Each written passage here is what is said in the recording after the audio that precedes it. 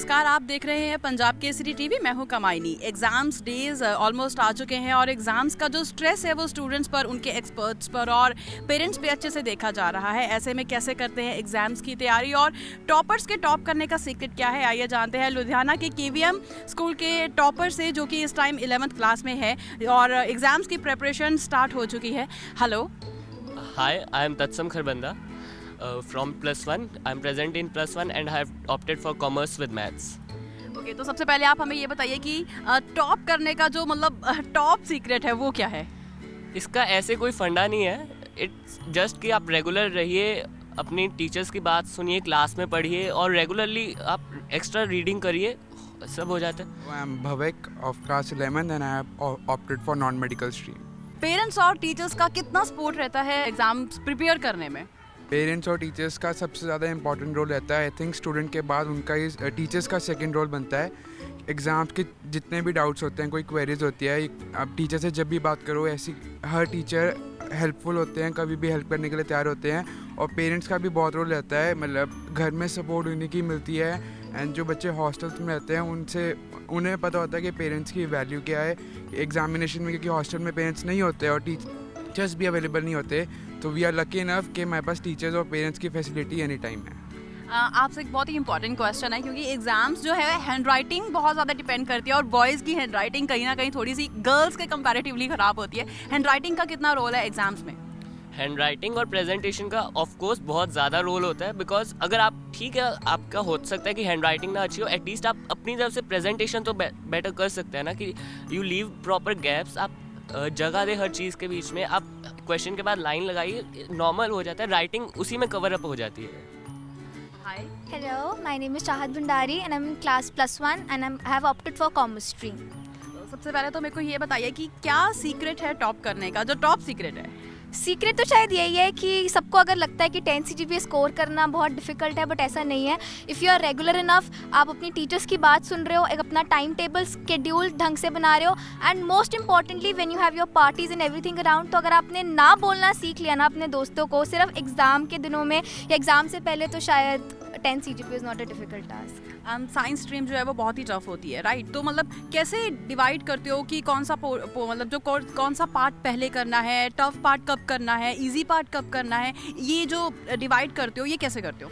पहले तो हम ये देखते हैं कि मेरे वीकर सेक्शंस क्या हैं। जैसे मेरे हिसाब से जब आई वाज इन 10th, तो मुझे ये पता लग गया था कि मुझे साइंस में आई नीड 85 और 90 to score a 10 CGPA। So I have worked so hard science में कि दिन रात साइंस करना, एंड ऐसा भी नहीं कि I am a bookworm कि सारा दिन पढ़ते रहना, टाइम अकॉर्डिंगली मैनेज करना, कब पढ़ना है, कब क्या करना है, सिर्फ उससे आई गेस इंपॉर्टेंट नोट्स बनाना अपनी बुक में साइड में, और एक नोटबुक लगाना कि जिसमें मैंने अपने important points and everything I have jotted down, कि जो मैं रिविजन के टाइम पे I just open up that notebook and just revise and everything, so सब ईजी हो जाता है। क्या नाम है? गुड मॉर्निंग, मैं लारिका सहगल और मैं अभी +1 में हूँ। I have opted for non medical stream. क्या टॉप सीक्रेट है आपके टॉप करने का? मेरा टॉप सीक्रेट एज सच कुछ नहीं है, it's just hard work. Hard work is the basic की टू सक्सेस। और हमें सबसे पहले यही रियलाइज़ होता है कि हमें कुछ आता है या नहीं आता है, and in science stream it's very necessary to know that कि हमें कुछ आता है कि नहीं आता है। Now in science you are basically phobic to maths and physics at least. तो 10th स्टैंडर्ड में फिज़िक्स प्रिपेयर करना इज़ रियली अ टास्क। सो मैंने एक नोटबुक लगाई, आई prepared my notes, I was regular in school, और हमेशा मैंने एक बात ध्यान में रखी कि जब मैं पढ़ रही हूँ I have no distractions at all. मैंने अपना फ़ोन अपने पेरेंट्स को दे दिया था, and when the exams approach मैं TV नहीं देखती थी, मैंने लैपटॉप छोड़ दिया था। I mean all these distractions I left them. मतलब बहुत सारे सेक्रीफाइसेस करने पड़ते हैं, फ़ोन छोड़ दिया, लैपटॉप छोड़ दिया, TV देखना तक छोड़ दिया। आपको भी सेक्रीफाइसेस करने पड़ते हैं एग्जाम्स डेज में? सैक्रिफाइस ज़रूर करना पड़ता है। सारे फ्रेंड्स, जब तुम्हारे फ्रेंड्स पार्टी करने जा रहे हैं, आपको ना बोलना ज़रूर सीखना पड़ेगा। एट दैट वेरी स्टेज शायद मुश्किल लगेगा कि यार मैं नहीं गई, वो जा रहे हैं, उनकी पिक्चर्स देखना, that they are going, but at the end, because मुझे पता है जब मैंने अपना रिजल्ट खोला था अपना 10th का, and the moment I saw that 10 CGPA, that feeling and the proud seeing my proud parents, वो सबसे बड़ी बेस्ट फीलिंग मैंने आज तक कभी शायद महसूस नहीं करी है। दैट मीन्स सेक्रीफाइसेस करके बहुत बुरा लगता है, लेकिन जब अच्छा सा रिजल्ट सामने आ जाता है ना, तो सब कुछ याद भूल जाता है। तो आप बात करते हैं एक्सपर्ट से कि किस तरह से पेपरों की तैयारी जो है वो करनी चाहिए। मेरा नाम परवीन डांग है और मैं कुंद विद्या मंदिर में सीनियर सेक्शन में इंग्लिश टीचर हूँ। इंग्लिश जो सब्जेक्ट है इसमें मार्क्स लेने थोड़े से डिफिकल्ट हो जाता है क्योंकि ग्रामेटिकल मिस्टेक्स हैं या कुछ टेंसेस को लेकर कुछ मिस्टेक्स हो जाती है। मैम किस तरह से प्रिपेयर करना चाहिए इंग्लिश एग्जाम के लिए? मुझे नहीं लगता कि इंग्लिश में मार्क्स स्कोर करना इतना डिफ़िकल्ट है। अगर बच्चा रेगुलर अपनी टेक्स्ट बुक रीड करता है और वो रीड करके समझ लेता है कि वो लेसन किस बारे में है, तो आंसर लिखना कोई मुश्किल नहीं है, क्योंकि होती तो कहानियाँ हैं और कहानियाँ हर बच्चे को लिखना बहुत अच्छा लगता है। So that is not a very big issue. हाँ, if you are regular with your grammar work, और अगर आप राइटिंग सेक्शन अपना रेगुलरली प्रैक्टिस कर रहे हो, फॉर्मेट्स आपको सारे याद हैं, तो you will ace the exam. Ma'am मतलब कुछ बच्चे जो हैं उनको एग्जाम फोबिया हो जाता है, तो किस तरह से क्या इजीएस्ट एक फंडा आप हमें बताएंगे जो इंग्लिश एग्जाम प्रिपेयर करने के लिए मतलब उनको इजी हो जाए स्टूडेंट्स को?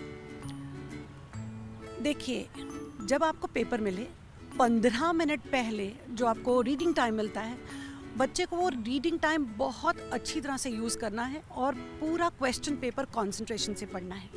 उसके बाद he can tick off whatever section he wants to begin with.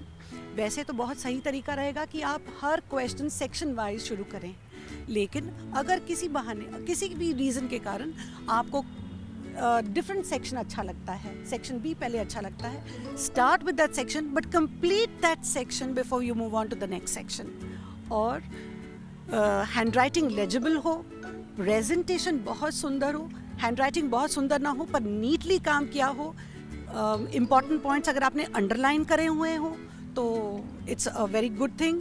Last but not the least, time management is very important.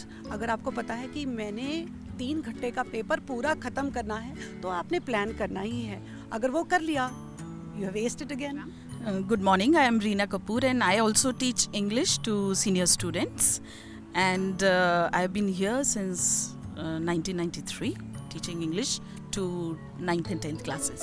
जैसे कि मैम बात चल ही रही है कि टाइम मैनेजमेंट को लेके कुछ बच्चे जो है कंफ्यूज हो जाते हैं, उनको लगता है 2 मार्क्स वाले जो हैं वो फटाफट हो जाएंगे तो वो पहले कर लें। मतलब आपके अकॉर्डिंग जब एग्जामिनेशन हॉल में जाना है तो किस तरह से पेपर को डिवाइड करना है कि कौन सा पोर्शन पहले करना है? As far as marks allocation is concerned, we suggest them to start with the questions with more weightage. Jin questions की weightage ज़्यादा है, उन्हें अच्छी तरह से आते हैं, they should attempt those questions first. In case if they are unable to complete the question paper, तो hardly 1 or 2 marks questions may be left. They won't suffer much.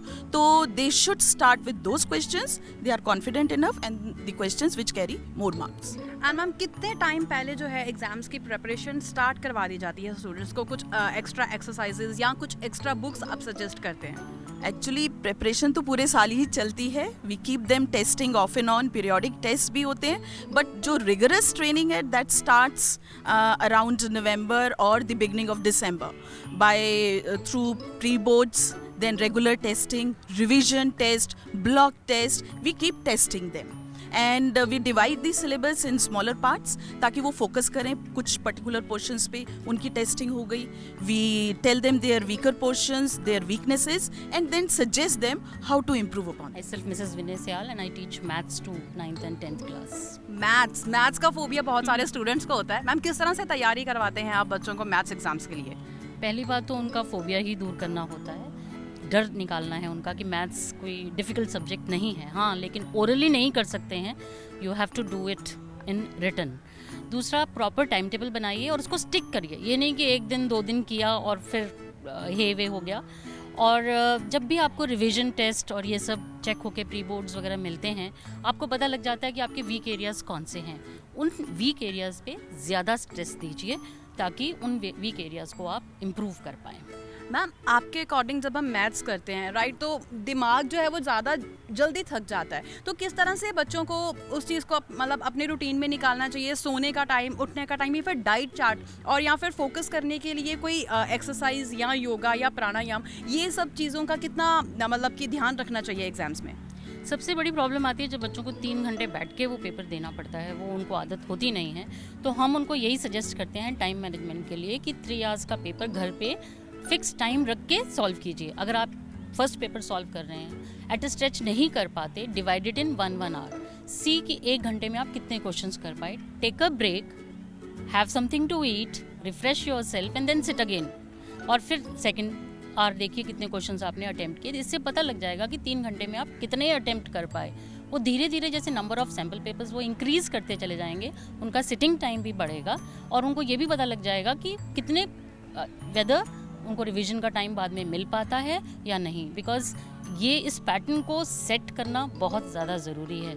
और अगर वो पिछले 5 सालों के बोर्ड के पेपर्स अच्छी तरह से कर लेते हैं सॉल्व, एक उनकी स्पीड बढ़ेगी, दूसरा they will come to know about the level of questions जो बोर्ड एग्जाम में आते हैं. अगर आप लोगों को मैथ्स का फोबिया है कि मैथ्स का एग्जाम अटेम्प्ट करना बहुत मुश्किल है या फिर प्रिपेयर करना बहुत मुश्किल है, तो ऐसा बिल्कुल नहीं है. इनके टिप्स आपको हेल्प करेंगे, I am sure. Good morning, मेरा नाम वंदना धूरिया और मैं सीनियर क्लासेस को मैथमेटिक्स पढ़ाती हूँ. मैथमेटिक्स में एक्सेल करने के लिए सबसे पहले बिल्कुल ठीक बात है, डाइट बहुत ज़रूरी है. आप डाइट प्रॉपर लेंगे, आपके अंदर एनर्जी रहेगी, एनर्जेटिक रहेंगे.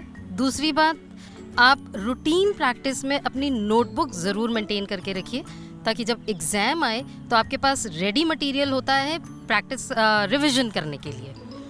थर्ड, अपने रजिस्टर में क्वेश्चंस को प्रॉपरली करिए, रफ वर्क टाइप नहीं करिए. Don't miss any step.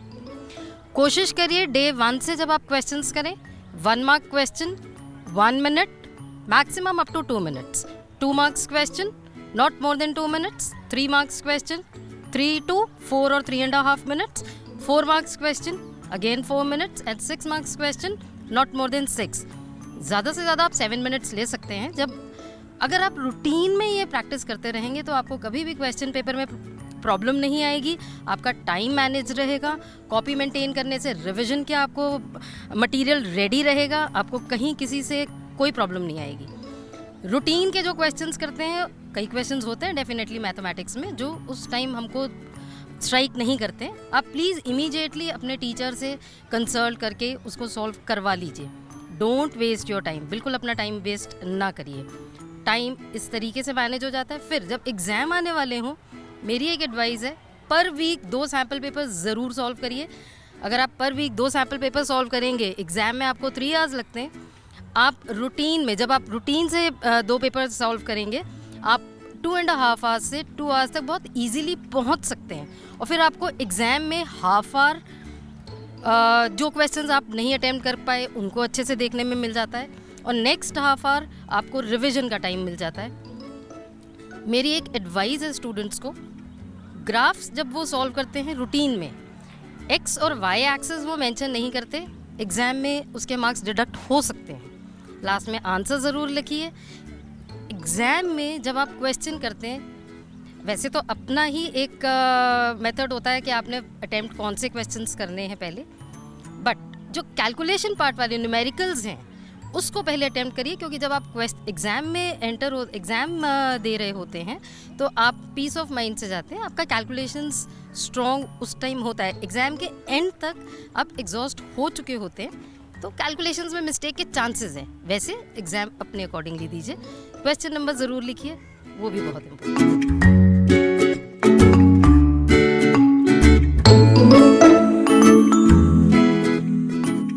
Exams का स्टूडेंट की लाइफ में बहुत ही इंपॉर्टेंट रोल होता है क्योंकि एग्जाम्स में लाए गए जो मार्क्स होते हैं वो स्टूडेंट्स के फ्यूचर में बहुत बड़ा रोल प्ले करते हैं. फिलहाल हम मौजूद हैं लुधियाना के KVM स्कूल में, जहां के टॉप स्टूडेंट्स ने यानी कि टॉपर्स ने और एक्सपर्ट्स ने हमें ये बताया है कि किस तरह से एग्जाम्स की तैयारी करनी चाहिए, किन किन बातों का खास ध्यान रखना चाहिए. उम्मीद है उनके बताए गए टिप्स आपको भी एग्जाम्स में बहुत ज़्यादा मदद करेंगे. लेकिन इसके बाद जल्दी हम आपको किसी और स्कूल के टॉपर्स और एक्सपर्ट से भी मिलवाएंगे जो आपको बताएंगे कि किस तरह से एग्जाम्स को है जो प्रिपेयर करा जा सकता है बिना डरे और बिना स्ट्रेस के. फिलहाल आप देखते रहिए पंजाब केसरी .in. मैं हूं कमाइनी, कैमरामैन सतनाम के साथ.